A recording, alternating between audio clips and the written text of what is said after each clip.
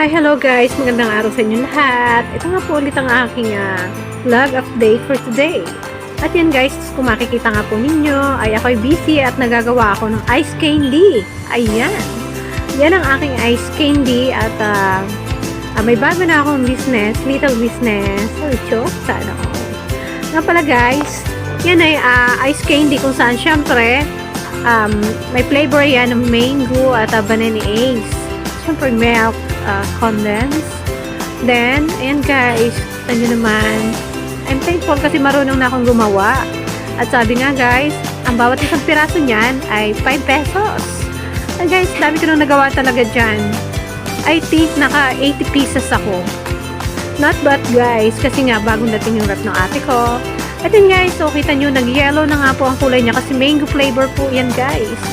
At siya nga pala, ayan, at binuksan ko yung rep kung saan nakikita ninyo, uy, puro yellow na lang ang laman. Sana all. At mabilis nga palang nag-close agad yung rep na yan dahil ipapakita ko sa inyo itong bagong bili ko na color na maliit para, styrofoam I mean. I don't know what is this box. Ayan, yan nga pala guys yung flavor. Banana ace yan guys, pampabango. Pampabango ng ice candy, pang flavor siya guys, para mabango yung kanyang amoy. Then, yan naman ang evaporada pala, sorry.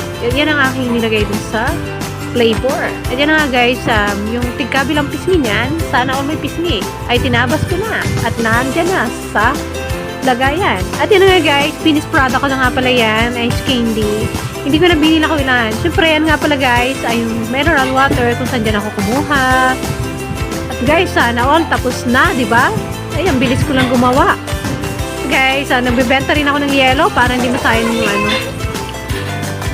Sa party ngayon, guys, nagutom na yung mga anak ko. Nagluto muna ako ng hotdog. Ito yung gusto nila, guys. At yan, konting pa-sexy muna. Pagod na talaga ako niyan habang inaartehan pa ako ng anak ko. Sana all sexy pa rin kahit pagod na.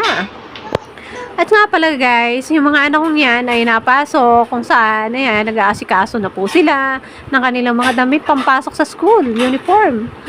At yun guys, ako ay, nung nakaraang araw nga lang po, ay ako ay, syempre nag-alaga ako ng anak ko. At ayan, may kasama pang labahin. Ay nako, yan ang aking buhay araw-araw as a single parents. And thankful sa sponsor kung may mag-sponsor. Salamat po and God bless. See you next upload, guys. Thank you for watching.